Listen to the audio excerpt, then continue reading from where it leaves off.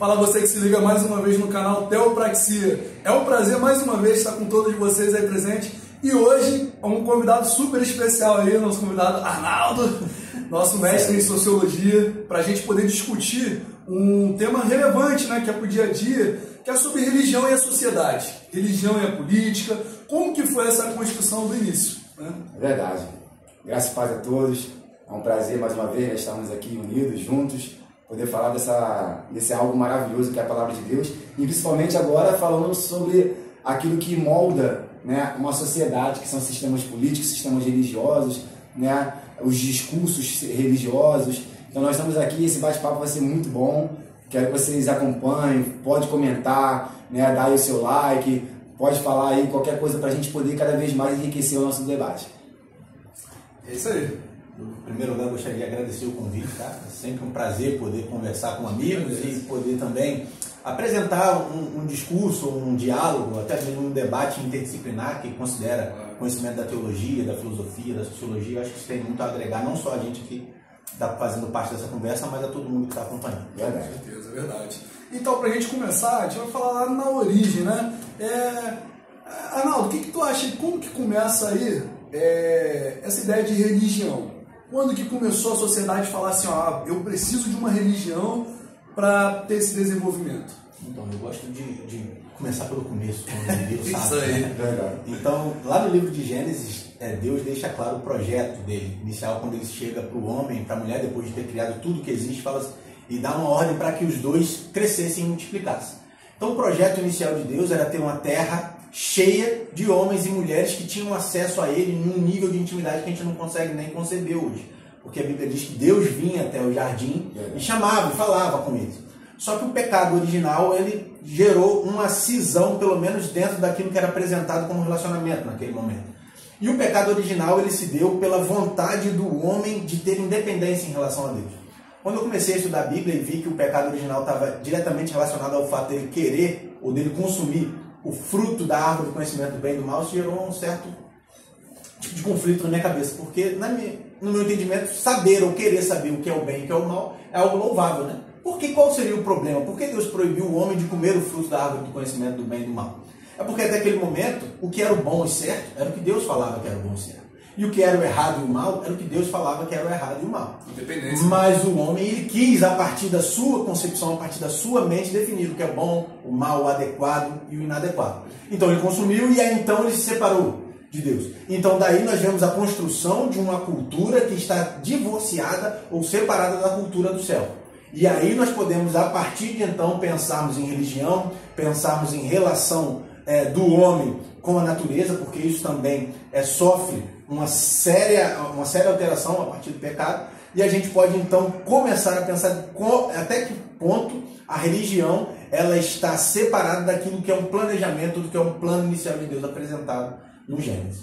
É perfeita essa tua colocação, e inclusive muitos filósofos teólogos tentam fazer essa comparação do Gênesis com as primeiras civilizações, exatamente desse romper. E no meu ponto de vista é justamente isso. Acontece exatamente antes algo que era natural, que era, tu não se preocupava com a roupa que você ia vestir, isso aí naturalmente você tinha um relacionamento.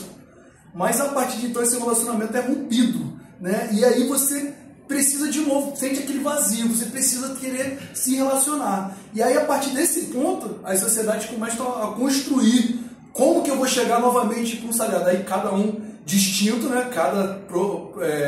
Cada sociedade tenta evocar a sua própria forma de cultura, né? Verdade. E essa questão é muito interessante, dessa cisão, né, que o Arnaldo falou, quando o homem deixa de ter esse contato direto com Deus, deixa de ter essa dependência, né, o homem ele começa a criar a sua dependência, né? Porque nós temos, como o Alberto falou, nós temos o vazio, nós queremos se relacionar com outros, né? Então, a partir da minha concepção, minha ideologia, né, o meu entendimento, eu começo a criar gerações que eu desejo para mim. E como foi formando, a sociedade foi se formando, né, então elas vão formando com a base em ideologias diferenciadas, né? Aí o Egito é uma ideologia, outra ideologia. Então, assim, deixar de ter essa dependência de Deus e passar a criar as suas próprias relações formou hoje o que nós vemos, né? A cada período que a humanidade vai passando, os discursos, as relações, elas vão mudando de uma forma que vai se distanciando cada vez mais de Deus, né? E às vezes até mesmo achando que está próximo de Deus, né? Porque essa questão da comunicação com o sagrado, ela sempre houve e sempre vai haver, não tem como tirar essa dependência, né? Existem aqueles que não acreditam em nada e tal, mas a sociedade nunca vai deixar de ter essa relação do homem para com o sagrado. Aí vem a religião, né? Que é a questão de querer se ligar, a questão de querer falar com Deus, mas através do seu modo, não através dos meios que Deus queria para com o homem, né?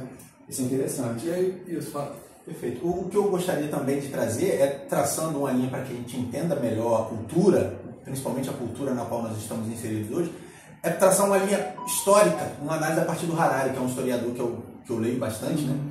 E ele deixa muito claro que, por exemplo, no início da pré-história, nós temos o homem caçador-coletor. Então, esse homem, ele era um homem muito mais vinculado, ou ele tinha um entendimento muito maior de que ele era alguém que pertencia à natureza. Então, ele se relacionava com a natureza tendo uma sensação de integralidade, de integridade também. Então, ele tinha um conhecimento, ou diversos conhecimentos que nós não temos hoje. Ele tinha a capacidade de produzir abrigo, ele tinha um conhecimento de botânica onde ele sabia qual erva ele podia comer, qual erva ele não podia comer. Ele sabia também caçar, produzir armas, né, com pedra lascada e tudo mais. Com o passar do tempo e após a revolução agro-pastoril, o homem ele começou a demarcar o seu território ou a sua propriedade, onde ele pudesse criar animais, onde ele pudesse também plantar, colher, e aí isso permitiu, como ele falou, que povos e cidades começassem a surgir. Só que a grande questão que eu quero levantar aqui, e que também aponta para mais uma cisão do projeto inicial de Deus, é que a partir dessa revolução agro-pastoril, o homem ele começou a se sentir responsável só pelo que era a sua propriedade. Ele não se entendia mais responsável pela natureza como um todo. A natureza como um todo que se vira. Lá eu vou descartar o meu lixo. Isso aqui é meu. Só que Deus também deixa claro, no seu projeto inicial, que o homem tinha a responsabilidade de administrar e cuidar da natureza, como no Éden. Então nós vemos que o homem ele começa a se tornar egocêntrico. É só o que ele quer, é só o que ele precisa. E toda a cultura, a partir de então, vai se desenvolvendo a partir desse entendimento. A gente perde a capacidade de fazer uma análise do macro. A gente só analisa a minha propriedade, a minha necessidade. E a gente começa a entender ou achar que Deus também só se preocupa com isso. Eu vou me aproximar de Deus levando em conta o meu plantio, o meu gado, se o meu gado está saudável, se o meu plantio está dando certo, se eu vou conseguir botar aquilo que eu plantei na mesa para que meus filhos comam. Mas necessariamente não é. Deus não tem a preocupação micro. A gente pode ver isso nos Atos dos Apóstolos, que os seus servos eles foram levados ao martírio e Deus se agradou disso, porque isso demonstrava, porque Paulo falava também que se alegrava ou ficava feliz com o seu sofrimento pelo nome de Cristo. Então, às vezes, o que acontece é que o homem, por se tornar egocêntrico, a partir dessa linha que eu apresentei aqui, ele começa a achar que Deus está extremamente preocupado com o seu bem-estar, quando na verdade a Bíblia não deixa muito claro essa questão, né? E isso aí, para você, assim, essa cisão, para as outras comunidades de uma forma geral, é muito em torno do egocêntrico, né? Em torno da necessidade. E o que fez essa diferença, assim, ó, a forma de buscar da religião, por exemplo, para o Egito, para a China, para a Coreia, para Israel, o que diferenciou eles, assim, através dessa busca, desse ser religioso? Desculpa. Bom, a gente estudando história, a gente acredita e chega à conclusão, até certo ponto, que nos primórdios da humanidade, a transmissão de conhecimento ela se dava de forma oral. Então havia como a gente diz no exército, ruído nas comunicações e cada grupo, depois de se afastar, começou a acreditar em coisas que aconteceram, mas começaram a expressar isso de forma diferente. Por exemplo, na Bíblia existe indícios de que os filhos de Deus, que alguns interpretam que eram anjos, começaram a se relacionar com mulheres e vieram então os homens de grandes feitos ou de grande coragem. A cultura grega acredita em algo parecido também, onde os deuses desciam até a terra, se relacionavam parecido, né? Com mulheres e surgiam os heróis e os semideuses. Então existem alguns relatos que têm algumas diferenças talvez pelo distanciamento geográfico e pela falta de uma capacidade de manter o diálogo, mas que de fato aconteceu. Por exemplo, a cultura também, não me engano, é numa região da Mesopotâmia, não sei se é da Babilônia Antiga, que acreditava que dois deuses, Marduk, me esqueci o nome agora, entraram em uma batalha durante muitos dias. Enquanto toda essa batalha rolava, caía chuva do céu. E choveu tanto que quase toda a humanidade pereceu e só sobrou uma família. Um relato muito parecido com o que temos na Bíblia, que é a história de Noé e sua arca. Então a gente tem que entender que às vezes as coisas que aconteceram, muito provavelmente as coisas que aconteceram, elas foram ganhando conotações ou nuances diferentes a partir do distanciamento dos diferentes povos que se formaram. Só que Deus, na sua soberana sabedoria, resolveu eleger um povo em Abraão para que ele pudesse se manifestar e dar chancela para que o que aquele povo dissesse era aquilo que realmente aconteceu, e os feitos de Deus no seio ou no meio daquele povo era o que de fato comprovaria que aquele povo é o povo do Deus verdadeiro.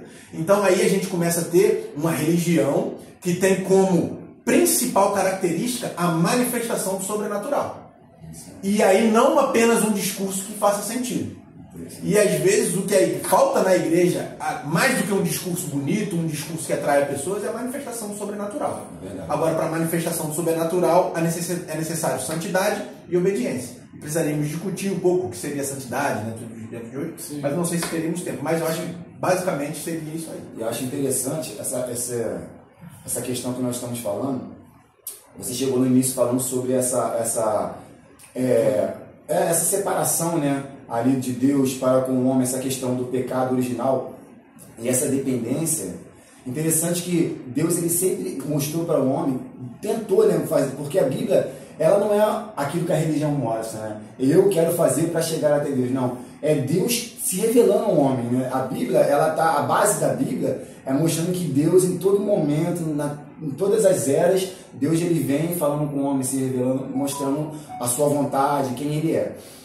E nós vemos que em todo momento, quando há uma cisão, Deus ele começa a mostrar, por exemplo, vem Caim e Abel, né? Aí Caim mata Abel, ou Caim foge da presença de Deus. Ali, a partir do momento, o homem deixa de buscar a Deus. Aí depois vem, eu sempre embolo 100 com 7, depois é 100, né? 7 é da questão do Noé, né?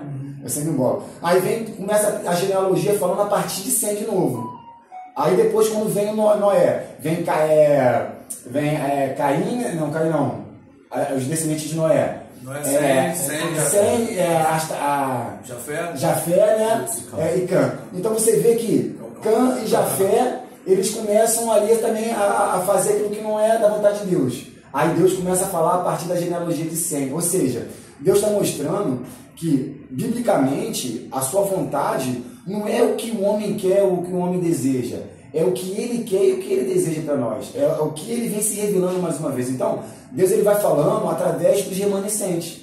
Então, aqueles que se deixam, que abrem o coração para que ele realmente volte a falar, é o povo que vai trazer essa mensagem, essa palavra que hoje se perpetua até hoje, né? Então, nós vemos ali, através de Sem, nós vemos a toda a genealogia a chegar até o quê? Abraão, aonde Deus vai lá e elege Abraão para ele ser o povo, através dele ser formado um povo, que Deus ia falar, Deus ia mostrar a sua palavra, e que desde o início, né, a promessa já era que todas as famílias da terra fossem abençoadas, ou seja, não era só para Israel, é um povo para que Deus fosse revelando a sua vontade, para que hoje chegasse, né, e hoje nós tivéssemos isso que nós temos aqui. Então, toda a dependência que nós precisamos de Deus, quem mostra para nós é Deus. Deus que mostra, olha, um povo vai para o deserto. Por que Deus levou o povo para o deserto? Deus nunca deixou eles sem água, nunca deixou eles sem comida, mas é para mostrar que eles dependiam de Deus, eles precisavam aprender a depender de Deus. Então, o que falta hoje, às vezes, na gente é aprender a ser dependente de Deus, né? Eu acho isso muito interessante. Eu acho que é um caminho que o homem, como um todo, ele não quer tomar. Eu acho que cada vez mais a sociedade vai tentar descobrir, o contrário, a gente meio que se tornar Deus.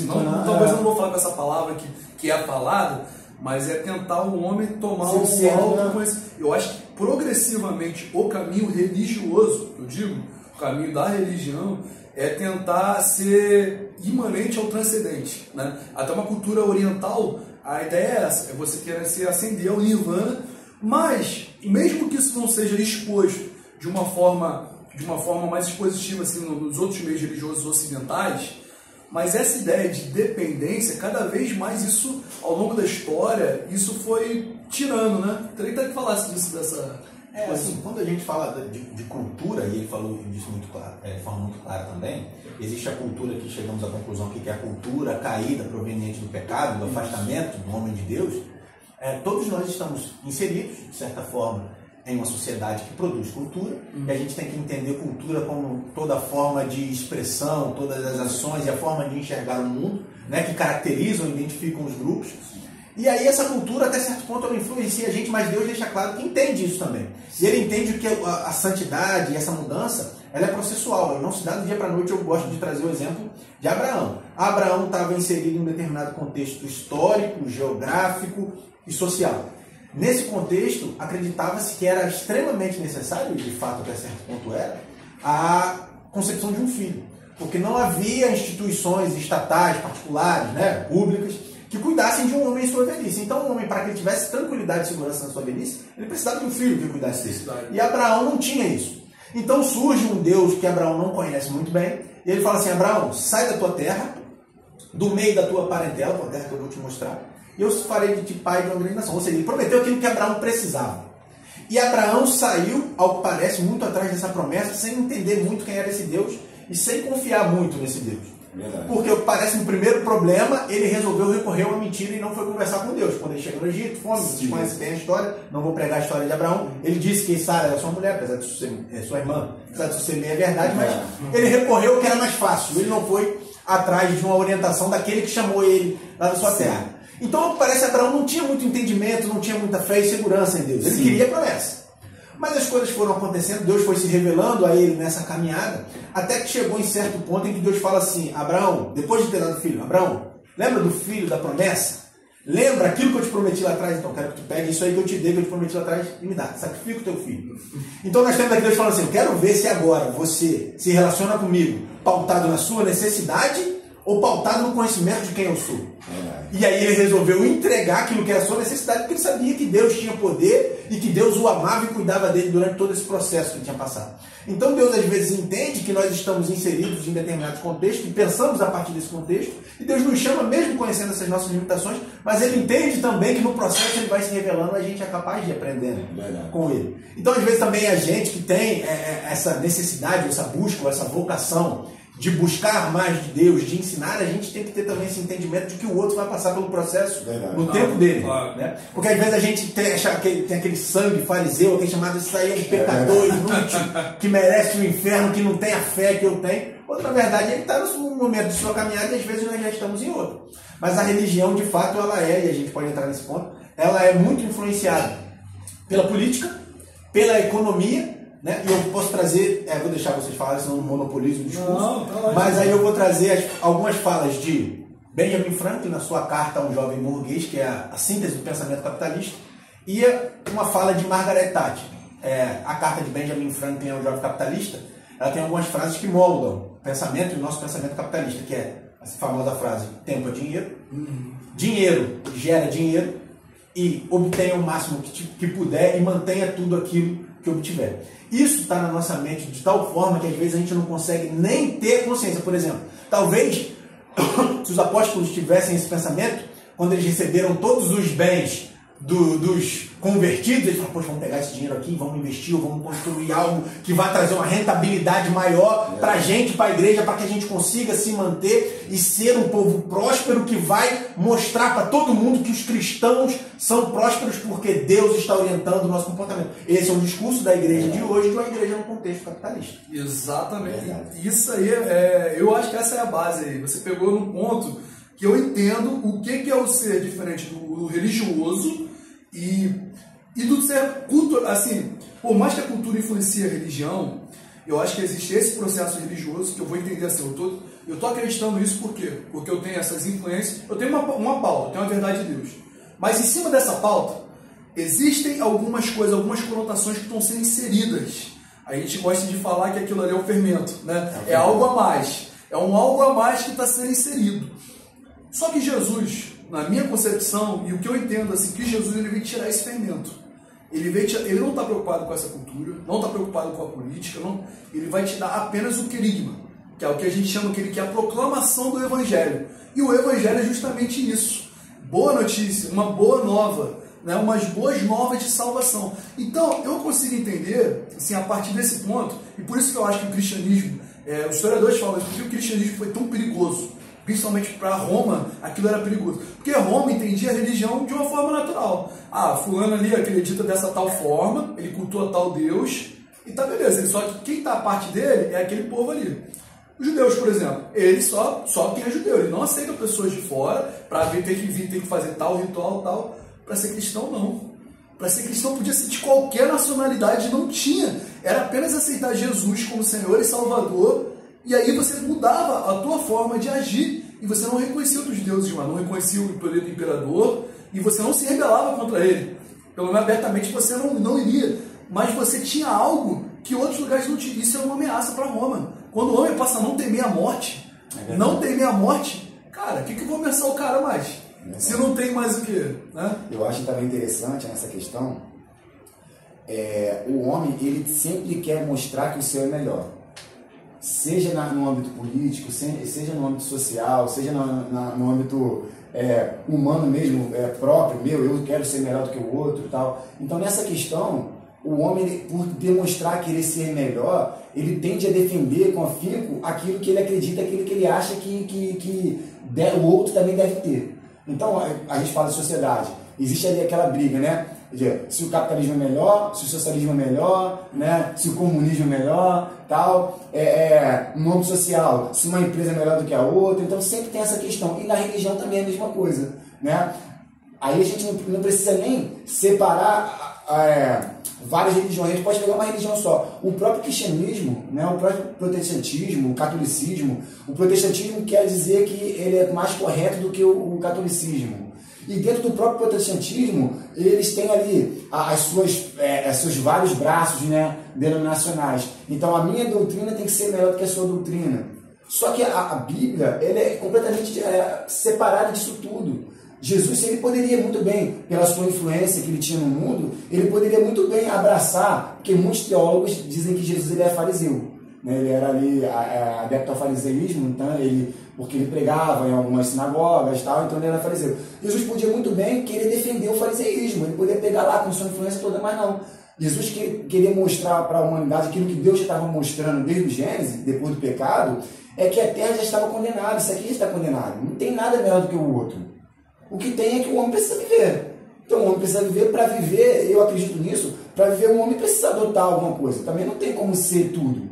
Se você é tudo, você não é nada. Então, se aqui é capitalismo, se ali é socialismo, que infelizmente nasceu ali de uma forma, né, diferenciada, mas não importa. O que importa é que você coloque no seu coração a mensagem trazida por Deus, né, o querigma, aquilo que Deus trouxe para você, e aonde você estiver, você seja transformado e você salgue, né, como Jesus falou que nós somos o sal da terra, que você traga algo diferente, mas não mostrando que você é o ser humano melhor, não, que você tem algo em você que esse sim pode transformar qualquer um que abrir o seu coração.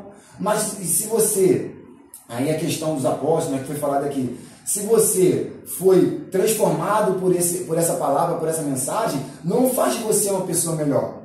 Os apóstolos, né, que o Ronaldo aqui trouxe, os apóstolos poderiam lá pegar as ofertas todinhas e poderiam fazer algo grandioso. Poderia fazer hoje, como foi feito aí o Templo de Salomão ali em São Paulo, né? Hoje poderia fazer algo grandioso, mas eles não fizeram isso. O que eles fizeram? Eles cuidaram uns dos outros.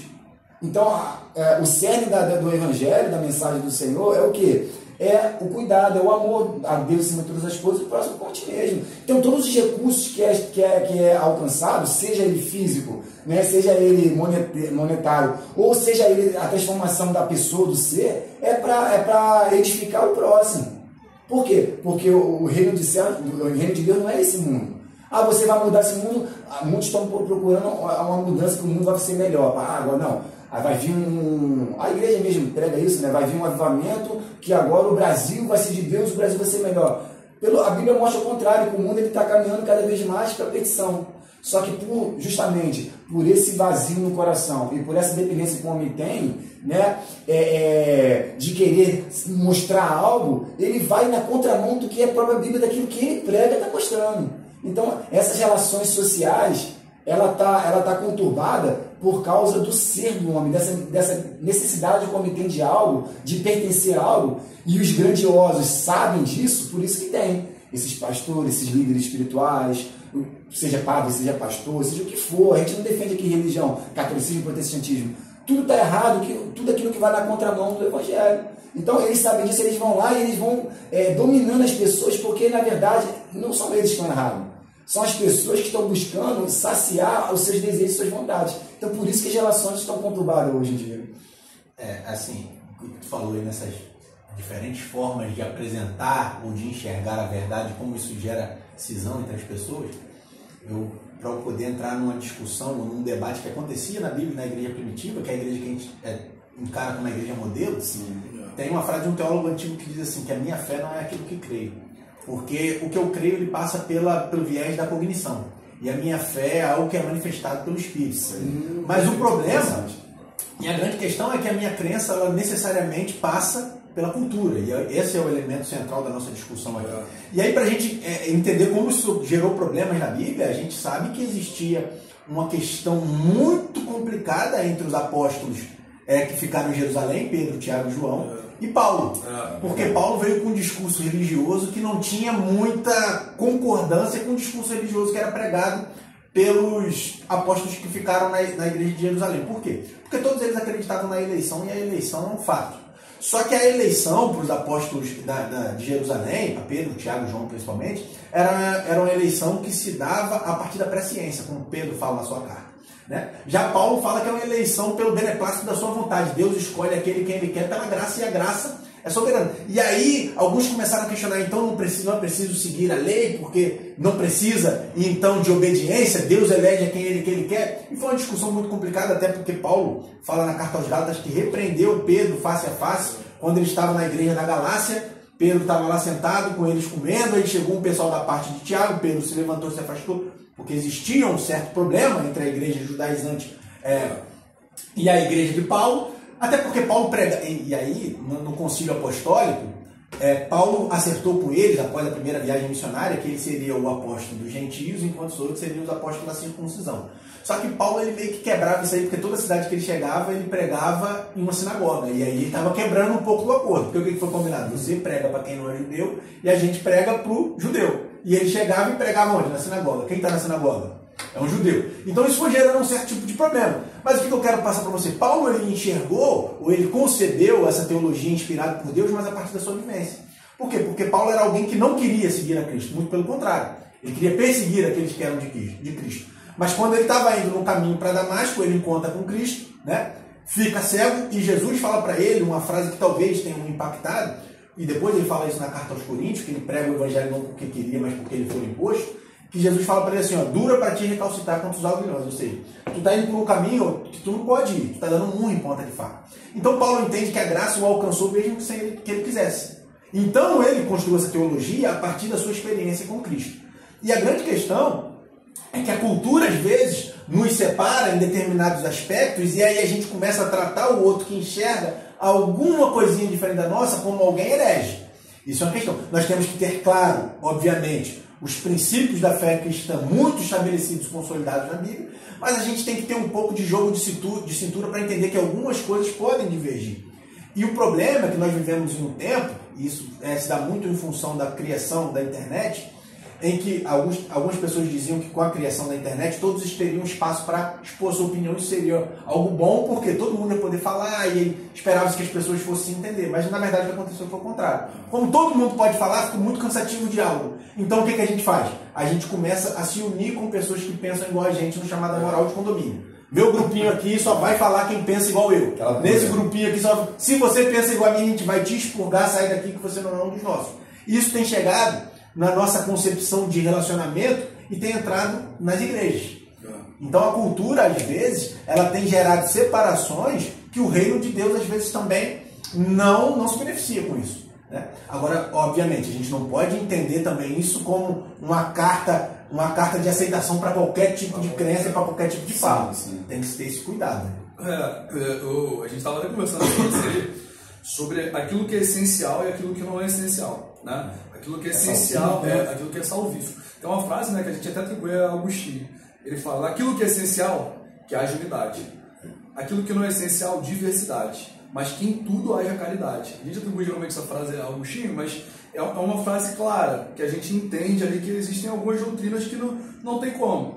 O problema é quando, exatamente isso que você falou, existe uma divergência, e eu, na minha divergência, que não seja às vezes essencial, a consequência dela vai gerar algo desastroso. Exatamente isso aí. O primeiro seria a separação, seria a parte da separação, e a outra é de eu começar a fundamentar tudo em cima da minha divergência. E isso vai causar um impacto, né? Um impacto tanto eu falo aí agora no aspecto cultural, no aspecto político. Por exemplo, eu enxergo, agora com um lado da história, eu enxergo que sempre foi assim, ó. Pelo menos eu vejo de uma forma bem clara. Aí quando eu comecei a estudar o marxismo, né, o comunismo, você vê aquele discurso dialético de Marx, né, que ele começa a construir, né, a dialética lá. Aqui tem o escravo, o senhor feudal e o servo. E agora o burguês e o operário. Então sempre nessa dialética dela, né, que ele constrói a moral dos vencedores, tentando impor. Não concordando com ele, mas nesse ponto, vou botar nesse ponto histórico, aquele que ele mencionava, ele fala até que o capitalismo fez, é tentar tirar a solidificação da cultura, ou seja, algo que você não conseguisse enxergar bem, era essa parte de dominação. Por exemplo, eu sei que eu quero a sociedade feudal. Eu quero que a sociedade feudal. Então eu vou buscar um fundamento teológico, tem um fundamento político, um fundamento econômico, mas um fundamento teológico que vai admitir. Então eu vou começar a pregar contra o lucro, por exemplo, dizer que o lucro é pecado, que isso foi muito tempo discutido. Todo mundo que está lucrando, você é usura, isso aí você vai queimar. Aí no capitalismo inverteu. Não, você tem que ter realmente, porque isso é um sinal que você é um predestinado, é um sinal que você é abençoado. Até existe também, né, o capitalismo, o protestantismo, o espírito capitalismo, né, que o Weber ele fala tanto, e ele embasa toda essa cultura em cima disso, toda a sociedade em cima disso. Então você vê assim, como essas questões que são a parte, elas começam a influenciar a sociedade. E o problema é quando a sociedade passa a se alimentar disso e esquecendo da palavra de Deus, que eu acredito que é o que ocorre na grande parte desse eixo religioso. Quando eu começo a me alimentar do elo cultural que isso me passa, da ideia de querer, quantas vezes a gente vê na televisão, vem aqui que Deus vai te abençoar, esse é o ano de Josué para a tua vida, focando muito no eu, no ego, mas não focando no evangelho. Então essa perda, esse é o paradigma que eu acredito, que é a parte da cultura que tem que ser tirada. Eu não nego que a gente tem participação, tudo, mas essa parte é o que toma conta do querigma, né? E quando isso começa a mudar, ele começa a mudar meu comportamento, começa a mudar a forma que eu olho para a Bíblia, começa a olhar a forma com que eu encaro as relações, e principalmente isso aí, a forma com que eu começo a enxergar meu irmão. Ele não está enxergando ali do meu lado, você já começa a violência. Recentemente teve morte dentro da igreja por causa de política. Entendeu? E essa questão é muito interessante porque o homem ele passa a entender que o ser e o ter é muito importante. O ter e o ser não. O ter e participar é muito importante. Eu participar de algo e ter algo é importante para demonstrar aquilo que eu sou e aquilo que está me influenciando. Então, a questão ali das doutrinas, né, aquilo que você falou, a questão das divergências são importantes, a gente não negar isso e não colocar aquilo que eu acho, que eu acredito, é melhor ou é o correto, e aquilo que o outro acredita não é o correto. Justamente, voltando, né, para a questão teológica, Jesus ele vem mostrar, e Deus vem mostrar que aquilo que você é, aquilo que você tem, não chegou aos céus e não vai chegar aos céus. A gente, na verdade, está muito distante do céu. Depois que houve o pecado, a gente está muito afastado. Então não importa o que te influenciou, não importa o que você alcançou, jamais vai fazer com que você chegue até o céu. Jamais vai fazer com que você influencie algo no céu, né? Então, Deus está mostrando que a gente, todo momento, tem que se abster do nosso eu, todo momento a gente tem que se afastar de nós mesmos para poder alcançar essa mensagem que está sendo trazida por Ele. Mas, como foi falado, a gente tem pensamentos, a gente tem mentes diferentes um do outro. Então, às vezes nós não alcançamos tudo que temos para alcançar e aquilo que a gente não alcançou, o outro alcançou. Então, esse debate em amor, esse debate das diferenças, das divergências é importante. Prova disso é que A gente não consegue encontrar poucas pessoas que pensam diferente, divergentemente, para vir debater com a gente, conversar de uma forma como nós estamos conversando aqui. Por quê? Justamente por essa questão. Porque o homem acha que aquilo que eu sei, que aquilo que eu acho é o correto e acabou. E na verdade não, a gente está muito distante, a gente está aprendendo cada vez mais. Né?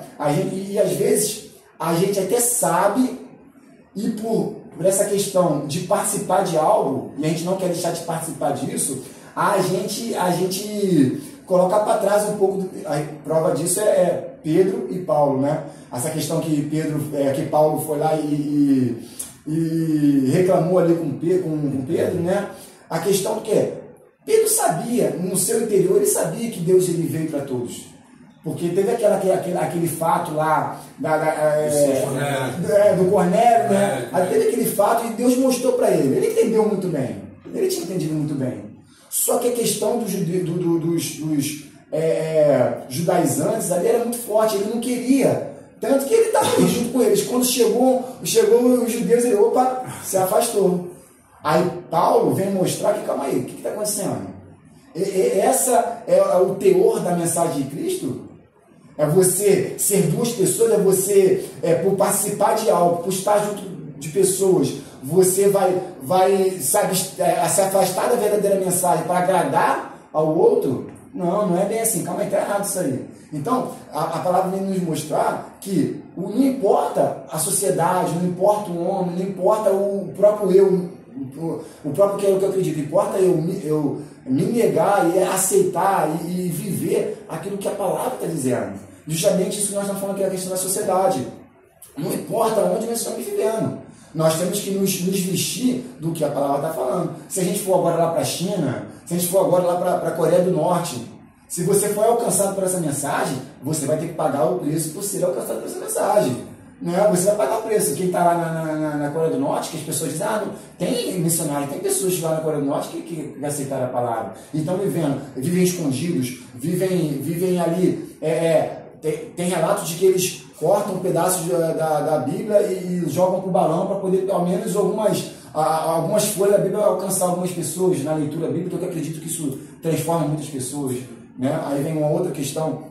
Então, se você foi transformado por essa mensagem, você tem que viver essa mensagem. Não importa o que está ao seu redor, não importa a cultura que está ao seu redor. Ela é acultural, ela é apolítica. A Bíblia ela é de gerações em gerações. Então, justamente por quê? Porque a Bíblia não está mostrando a carne, o homem. A Bíblia está mostrando o céu, que não estamos longe disso. Está querendo trazer para nós um modelo que nós não conhecemos. Jesus falou, né, com Nicodemos, eu falo daquilo que eu conheço, vocês falam daquilo que vocês conhecem da terra. Então nós estamos conversando, mesmo falando da Bíblia, nós estamos falando daquilo que nós conhecemos. Não estamos falando como se a gente fosse lá do céu e voltamos aqui, é assim. Né? Igual que tem pessoas aí que dizem que foi levado ao céu e é assim, acabou. Não é assim, a gente está falando daquilo que a nossa mente conseguiu alcançar, o nosso coração conseguiu alcançar. Então, através do debate, através desse buscar a conhecer cada vez mais, nós vamos sendo moldados cada vez mais conforme Deus quer, não conforme o homem quer. Quando tu falou aí da questão principalmente também dessa cultura, já na fase final já do meu pensamento, pelo menos do que eu propus para trazer, eu até falei da carta de Benjamin Franklin, eu já me envolvi, eu falei da Margaret Thatcher. Né? Margaret Thatcher, ela fala, parafraseando, né, não usando exatamente as palavras que ela usou, é que o neoliberalismo ele não é apenas um modelo econômico e político, mas é uma forma de moldar corações e mentes. E aí, o que o neoliberalismo te apresenta? Primeira coisa, é que você sabe o que é melhor para você. Não é ninguém que sabe o que você precisa, é você mesmo. Isso traça uma separação bem grande com relação a um tempo passado, onde a gente se entendia como parte de uma comunidade, de uma sociedade, e a gente tinha uma necessidade maior de corresponder às expectativas dessa comunidade. Né? Hoje não, hoje o que eu sei para mim, o que eu quero para mim, está comigo. Se eu quero morar em outro país, eu vou aqui, se dane minha sociedade, minha vizinhança, meu bairro, minha família. Se eu quero abandonar o meu emprego e começar a empreender, que eu não estou nem aí se outras pessoas precisam. Não, sou eu sei o que é melhor para mim. E a grande questão é que nesse capitalismo, um capitalismo que traz uma tirania do sucesso, a gente tem a responsabilidade de ter conhecimento de toda a nossa potencialidade, de nossas qualidades e transformar essa potencialidade em algo que nos traga mais lucro possível, mais benefício financeiro e econômico. Então a gente fica perdido, onde ninguém tem a capacidade de nos dizer o que nós temos que fazer com a nossa capacidade, com a nossa potencialidade, e a gente tem que ficar correndo atrás. Aí hoje a gente vê jovens, adolescentes perdidos, começam a faculdade, começam a tentar ser atleta, vai tentar ser digital influencer, porque ele está perdido. E às vezes eles estão perdidos dentro da igreja. Por quê? Porque a igreja ela não quer ser mais um peso nas costas desse jovem, então ela não quer interferir. Ela só vai te dizer o seguinte, ó, se você vier aqui com uma certa constância e contribuir com um pouco daquilo que você ganha, Deus vai ser com você. Segue o teu caminho, vai na tua guerra e Deus é contigo, desde que você siga algumas coisinhas que a gente vai colocar aqui para você. Quando na verdade também, se a gente vai olhar para a Bíblia, a gente tinha a liderança eclesiástica tendo a consciência, apresentando para a comunidade cristã, a comunidade religiosa, que Deus ele elege, chama e vocaciona para um determinado fim. E que o servo ele tem que ter a consciência de que ele tem essa responsabilidade. Paulo, quando fala, quando ele usa o termo ministro, né, na carta aos Coríntios, quando a gente vai olhar no grego, é o ruiperetas. Né? Se você for ver o que é o ruiperetas, é o escravo. Era aquele escravo remador de galé, que era o escravo no Império Romano, que era a classe mais baixa. Ele ia remar uma galé, um barco até que ele morresse. Esse barco não ia para onde ele queria que fosse, esse barco não ia no ritmo que ele queria que fosse, e esse barco não andava quando ele queria. O que Paulo está falando? Nós somos os ruiperetas do barco de Cristo. A gente rema esse barco, não é no nosso ritmo, não é para onde a gente quer, não é quando a gente quer. A gente faz tudo para a glória de Cristo. Esse tipo de mensagem, esse tipo de entendimento está fora, completamente fora da comunidade religiosa do nosso tempo, porque se você começar a pregar essa pessoa, não, minha vida já está difícil demais, correndo atrás do que eu quero, vou ter que correr atrás do que Jesus quer ainda. Não, sinto muito, eu quero um Jesus que me facilite alcançar aquilo que eu planejo para minha vida. Então, assim, a cultura, ela interfere na forma como nós entendemos a vida, e para que a gente tenha também, porque um pastor ele só entende que o seu ministério é um ministério eficaz quando tem muitas pessoas indo até o culto, quando tem muitas pessoas indo ouvir o que ele tem a dizer. E aí, para que as pessoas venham até ele vai dizer o que as pessoas querem ouvir. Então, é uma relação muito influenciada por essa cultura neoliberal capitalista, que tem interferido no discurso religioso, na crença em Deus, até na forma como nós enxergamos a Deus. Perfeita essa tua colocação. É basicamente tudo que a gente acredita também, e principalmente... Só que assim, de verdade eu acredito que isso não é novo, não. Assim, isso pode hoje ser mais expansivo por causa disso, do neoliberalismo, dessa influência. Mas, por exemplo, ontem mesmo a gente estava falando da carta de Paulo aos Coríntios, exatamente isso, e ele falando dos super apóstolos. Ou seja, ele vai lá sem custo nenhum, ele tira do próprio bolso, ele começa a trabalhar algo que ele não precisava, realmente porque ele precisa de sustento. Ele estava se deslocando, ele precisava, mas ele falou, não quero ser um peso para vocês. E ele vai justamente nisso que você falou. Ele vai querendo fazer aquilo agrado que o Senhor te chamou ele. Então ele vai contra aqueles super apóstolos e ele fala, peraí, vocês acham, vocês dão mais valor àqueles que escravizam vocês, que exploram, que tiram tudo de vocês, e eu que tirei tudo, que me traí, vocês acham, ele é fraco. Ele é fraco porque eles estavam presos naquele discurso cultural da Grécia de que ele é eloquente, ele se veste bem, ele fala bem, e calma, na carta ele era duro, mas na presença ele era tímido, então ele era fraco. Então ele falou, então, já que é como se fosse louco, então vou me fazer de louco.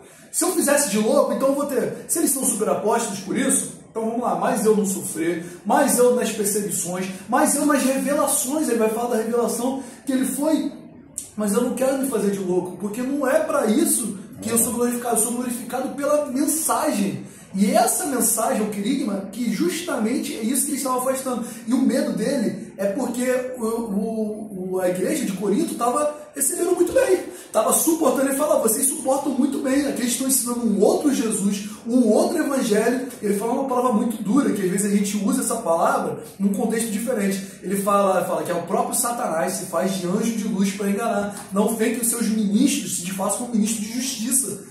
Às vezes a gente usa isso por um conceito ali, um conceito espírita, um conceito de outra, mas ele estava falando um conceito cristão. Alguém que estava falando do cristianismo, ele falando que Satanás estava se fazendo de luz na própria igreja. Entendeu? Então era algo que já era moldado culturalmente, mas que hoje você foi perfeito. Exatamente isso. Aquela ideia do parecer, de eu gostar mais da aparência do que do porvir. Não é à toa que para Jesus era quando aquela grande multidão ele estava fazendo milagre. Mas quando ele estava crucificado, quem ficou com ele? Contava ali no dedo quem estava com ele. Nos apóstolos, só João que estava lá. Das mulheres ficaram, Maria, a mãe dele, ficaram, mas ele, aquela multidão que estava seguindo ele. É verdade.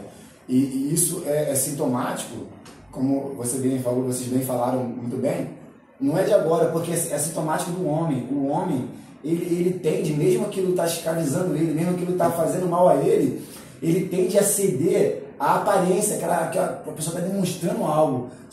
Mesmo que eu não tenha um teor, o que está dentro de mim, a mensagem não é o correto, mas se eu estou demonstrando, se eu estou bem vestido, se eu estou de paletó e gravata, se eu estou falando com ousadia, se eu estou falando bem, se as pessoas estão me seguindo, vou olhar lá para a quantidade de seguidores dele, a quantidade de pessoas na igreja, opa, aquele ali tem algo para oferecer, então as pessoas seguem. Então, a gente olha lá a igreja de os bereanos, né? Por que eles foram tão ali aclamados? Porque os bereanos, eles não quiseram saber que estava ali era Paulo. Não quiseram. Eles queriam saber o teor da mensagem. Então, a verdade bíblica é essa. A gente entender e saber que o que importa não é a quantidade de pessoas que me seguem. Não importa a roupa que eu estou vestindo. Não importa aquilo que eu estou fazendo. O que importa é o teor da mensagem. Né? Tem muitos religiosos que costumam falar assim, se você vai ali no juiz, você não vai vestir de qualquer coisa, você tem que vestir bem, não sei o quê. Eles querem demonstrar justamente o que Jesus estava falando com Nicodemos. Eles querem demonstrar daquilo que eles conhecem, o que é o mundo, para falar daquilo que eles não conhecem, que é o céu. A Bíblia nos mostra que a terra é sombra das coisas celestiais, não é as coisas celestiais, sombra das coisas na terra. Eu não posso pegar o material e querer demonstrar o que é o céu. Jesus fez, por que Jesus fez? Por que Jesus pegou e mostrou, tem que nascer de novo, voltar com a barriga da minha mãe? Não. Jesus, ele conhecia o céu, ele veio de lá. Então ele pega aquilo que nós conhecemos para demonstrar aquilo que ele conhece. Agora a gente não pode fazer o contrário. Eu não sei quem é o céu. Eu não sei, vou pegar aqui agora. Então o juiz é Jesus, né? Se bem que a gente utiliza essa figura, mas falar que eu tenho que me vestir para Jesus como eu me visto para um juiz, é querer dizer que Deus aceita a minha aparência. Então o que é importante é o teor da mensagem. É que a gente costuma falar muito. A gente fala muita coisa, né? A gente pregando, a gente fala muito. Mas nós temos que ter o cuidado de tudo que a gente fala não vá na contramão do que a Bíblia está dizendo. Aí vem lá Gálatas, né? Paulo fala que Deus não aceita a aparência do homem.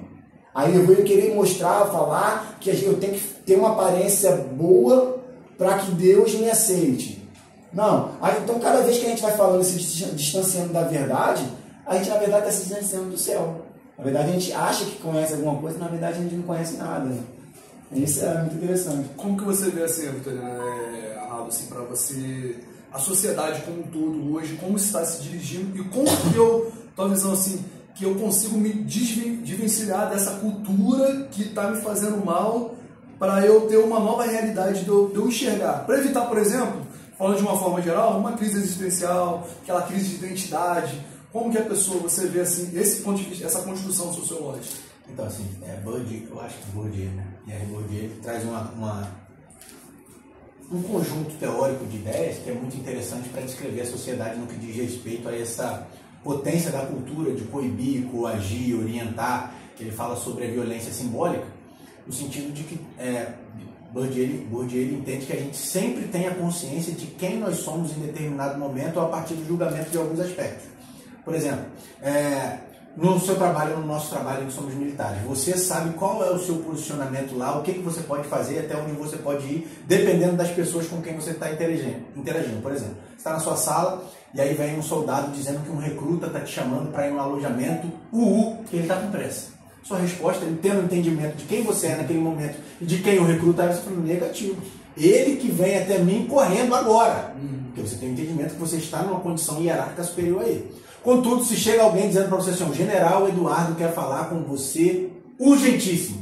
Você entende quem você é, você entende que você tem que ir até lá rapidamente, que quando você for se dirigir a ele, existe uma série de normas que vão orientar a sua conduta.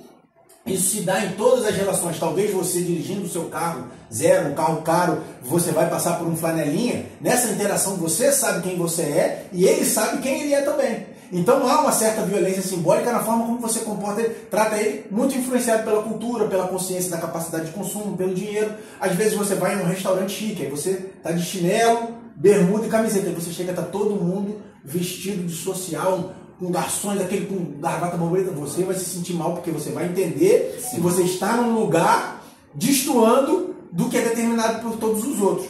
Então, a grande questão é que nós somos seres eminentemente sociáveis que têm a capacidade de fazer a leitura situacional. Só que o problema não. A grande questão é que Deus não está nem aí. É verdade. Deus não está. E aí nós temos que voltar que toda essa cultura ela foi construída para a esquerda. Sim, isso aí. Então, a grande dificuldade, e o que Paulo conseguiu fazer com excelência, é você conseguir se desprender de tudo aquilo que você construiu dentro de uma cultura. Paulo era alguém que ele tinha tudo para ser um dos grandes nomes do judaísmo do seu tempo. Ele foi instruído aos pés de Gamaliel, ele tinha acesso ao sumo sacerdote, acreditava que ele era um procurador do Sinédrio, ele falou que ele era hebreu de hebreu, ou seja, ele era alguém que tinha uma linhagem cultural e sanguínea, ele era da tribo de Benjamim, né? Ele era alguém que tinha o respeito da comunidade, ele sabia, ele falou que da sua idade ninguém tinha o conhecimento que ele tinha dentro daquele, mas ele abriu mão de tudo isso quando ele encontrou com Cristo. Então, às vezes, também o que falta é um encontro genuíno com Cristo para que a gente entenda assim, tudo isso que eu estou vivendo não tem importância nenhuma diante da glória manifestada em Cristo. Como Salomão, é tudo vaidade. É tudo vaidade. Só que como é que você vai convencer uma pessoa que está inserida nessa prisão da cultura, você abre mão de tudo isso aí, sem que ele veja Cristo? Sem que ele veja Cristo, não é possível. A não ser que você faça um discurso para reforçar o seu posicionamento cultural. Não. Eu tenho um Deus e um Cristo que vai... O que você quer? Você quer mais? Deus vai te dar mais. Aí você alcança. Se não, é só você ver Cristo. Isso, cara, perfeito. É isso aí mesmo. Isso vai muito ao nosso encontro que a gente... Do que eu acredito mesmo. E porque assim, essa parte cultural, eu acredito que, inclusive, teologicamente, as pessoas estão preparando as outras para a cultura do não sofrimento, do lazer. Por exemplo, sem querer entrar muito nesse assunto, mas quando a gente encontra, por exemplo, o discurso do pré-tribulacionista e pós, principal quando as pessoas às vezes não querem, porque uma vez que eu conversando com um rapaz a respeito disso, falou, não, você acha que Deus vai querer que a gente sofra? Você acha que Deus vai querer? Então, não vai. Então, é algo que vai ferir bastante aquela ideia de você não querer de um Deus que vai te proteger assim, ó, do cuidado da sociedade, não deixar você passar e, pelo contrário, de te exaltar. Uma cultura de exaltação, mas não uma cultura de humilhação. Só que quando você olha para a Bíblia, é o contrário.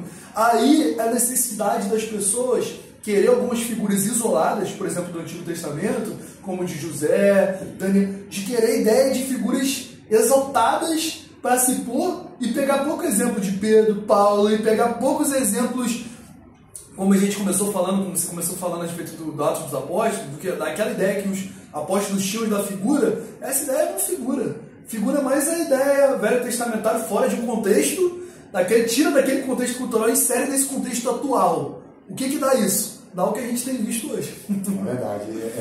O que a gente tem visto são quimeras, né? São pedaços da cultura, da religião, aquilo que me agrada, para trazer para um contexto social, um contexto religioso. E qual é a sintonia de tudo? É poder agradar o homem nas suas vontades e desejos. Então, justamente é isso. A gente estava falando sobre isso realmente no culto. Né? Quer ver? Você provar. Se a gente pudesse ser um pouco nesse, um pouco louco, né? Que a gente não tem essa vocação, por glória de Deus, né? Eu poderia encher o local de culto onde a gente faz. Por quê? É só colocar uma placa ali e falar assim, traga agora a sua chave do seu apartamento que você vai ser abençoado. Eu te garanto, se eu pudesse fazer isso, eu não faço porque eu sei que eu estou errado, mas se eu pudesse para mostrar a minha ideologia, o que eu penso que é verdade, eu faria, eu mostrar que numa semana eu sou capaz de encher aquela rua inteira de pessoas para trazer, por quê? Porque eu vou dar para ela aquilo que ela quer.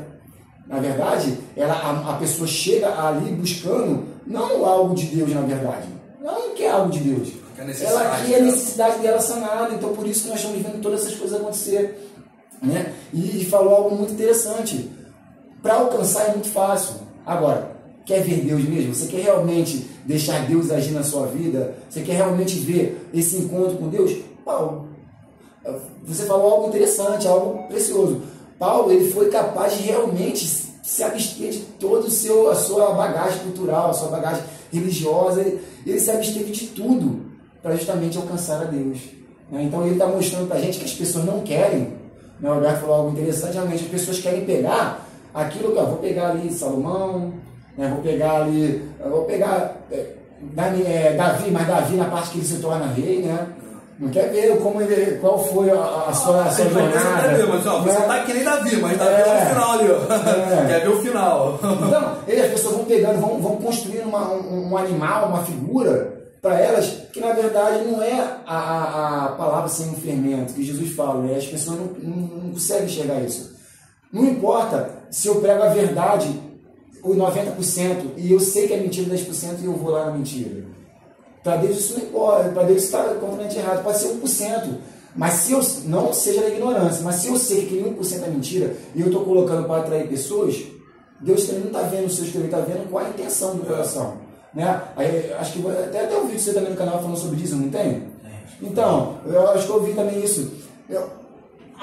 Não vamos chegar nesse assunto, mas eu sei que o dízimo nunca foi dinheiro, eu sei que o dízimo, mas eu vou colocar porque a igreja precisa, na minha sociedade, na necessidade. Então a intenção do coração, na verdade, não é pregar a palavra pura e simplesmente. Aí eu bato no peito, é só as escrituras. Essa questão de só as escrituras é mais hipocrisia que tem no meio da igreja. Que não é só as escrituras. É religião, é cultura, é política, é religião, é tudo. E aquela palavra que ele falou bastante, necessidade. A necessidade. Aquela minha necessidade. Tem uma palavra que fala, os fins justificam os meios, né? Então, isso aí parece que se tivesse um versículo bíblico, se alguém tivesse a oportunidade, ia ficar todo dia isso aí, ó. Que necessidade, irmão. Aqui, ó. Abre aí pra você ver. Então, pronômios. Então vai começar. Então você vai colocar ali, vai abrir aquele versículo, porque é isso que chama a atenção. E isso que é pior, faz com que outras pessoas não consigam ver Cristo, porque realmente Cristo não insere isso. Por que o ateísmo, principalmente esse lado mais sociológico, não consegue ver? Porque ele consegue ver essa distorção. As pessoas colocando vários Jesus de acordo com as suas necessidades. É verdade. Assim, e uma coisa que eu conversava muito com os amigos é sobre a capacidade de impactar, influenciar e converter um determinado grupo social. A gente tende a querer recorrer às estratégias humanas. Como a gente vai fazer para ganhar a minha cidade para Cristo? Eu acho que o maior exemplo de ação missionária eficaz que a gente tem foi uma ação missionária que foi feita a conta gosto, que é a ação de Jonas. Jonas não queria ir até Nínive. Verdade. Né? Foi algo que ele fez sem querer, porque a Bíblia diz que ele passou correndo, né? Porque lá diz o tempo de caminhada, ele fez um tempo menor, só dizendo assim, em 40 dias Nínive será destruída. Ele falou assim, Deus, eu queria que eu viesse, eu vim sem querer, fiz, tá bom, agora eu vou sentar aqui e vou ver a cidade ser consumida, porque é o que eu quero. Aí o povo se arrepende, Nínive, se arrepende em massa, Deus perdoa aquele povo e deixa que a cidade se mantenha. Mas a grande questão é que o sucesso de Jonas está diretamente relacionado ao fato de que ele simplesmente foi aonde Deus mandou ele e falou que Deus mandou ele falar. Só. Não precisou de mais nada. Não precisou de um discurso elaborado para que aquele povo viesse, não. Às vezes a gente que é chamado para o ministério, a gente perde muito tempo estudando, querendo construir um currículo, vou fazer um mestrado, pós-doutorado, conhecimento, sou doutor em divindade. E não pergunta o que Deus quer que você diga, onde Deus quer que você vá. Quando Jesus fala que ele é nascido do Espírito, é como vento, não sabe nem. Assim, Deus, o que eu quero? O Senhor me chamou, tudo bem, eu estou aqui. Onde o Senhor quer que eu vá? O que o Senhor quer que eu diga? E talvez, se a gente tiver coragem de fazer isso, a gente vai ver a eficácia de Deus se manifestar, a gente vai ver o sobrenatural agindo sobre o natural. É isso aí. Então, para encerrar já, acho que o ponto que a gente falou, discutiu hoje, né, foi sobre isso, essa construção da religião ao longo da sociedade. E eu acho que o ponto principal, pelo menos que eu vejo que a gente concordou, é tirar essa necessidade, tirar essa cultura, tirar essa parte que Deus não está nem aí, mesmo que nós estejamos inseridos, mas isso não tem a ver com o evangelho, tem a ver com o homem, tem a ver com a nossa relação humana. A gente não, como ele falou, no trabalho eu não vou abrir mão realmente, eu tenho que seguir um padrão que é ditado pelo trabalho. Sim. Isso não tem nada a ver com Deus, isso não tem nada a ver, tem a ver com a minha relação do dia a dia, tem a ver com a nossa relação, porque nós somos seres sociais, como ele bem falou. Porém, quando a gente entende o evangelho, esse encontro com Jesus, a gente entende que Jesus não está inserido na minha cultura ou qualquer outra cultura, e que esse chamado de Jesus é a cultura, é fora do tempo, é atemporal, fora do tempo, e é fora da cultura, né? Fora da sociedade. E quando eu começo a entender isso, todas as outras coisas começam a não ter importância. Como o Paulo falou, tem todas as coisas por perda. Eu conheço ser hebraico, ser aramaico, ser grego, mas tudo isso hoje está me ajudando, mas tudo isso é perda. Para mim importava, sou o mais miserável dos homens, né? Então eu encerro minha fala aqui. Também queria agradecer, né? Muito obrigado, porque foi muito bom esse bate-papo, foi muito construtivo, né? E aquilo que eu deixo também, que eu me entendi de toda essa conversa a minha necessidade não está acima da vontade de Deus.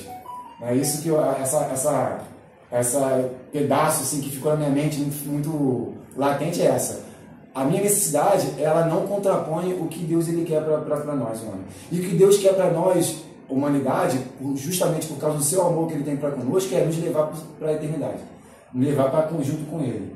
Mas para isso, eu tenho que me negar o que eu quero, eu tenho que falar justamente o que você falou aqui, né? Tá, eu estou aqui, Pai, você me alcançou, o que você quer que eu fale? O que você quer que eu alcance? Onde eu estou? Qual é a mensagem que eu vou levar? Qual é a necessidade daquele momento de alcançar aquele coração? Agora, não é o que eu estou olhando, não. Eu tenho que mostrar para ele que ele tem que se vestir assim, que ele tem que falar assim, que ele tem que viver assim, que ele tem que acreditar nisso. Não. É o que Deus tem para aquela vida, para aquele ser. Então, assim, a minha necessidade não está acima da vontade de Deus. Isso é muito forte. Eu quero agradecer também vocês pelo convite. Foi um tempo muito agradável de aprendizado. Conversar, trocar ideia é sempre bom. Eu espero que eu tenha contribuído para o crescimento de vocês, assim como vocês contribuíram para o mundo. Entendeu? É isso aí. Então, compartilha, curte aí, deixe seu comentário. Se inscreve também no canal. É verdade. Ari Vitorino, né? Ari Vitorino também, muito bom, conteúdo aí excelente. Tá com a gente aí sempre, tá? E é isso aí. Com Deus. Valeu.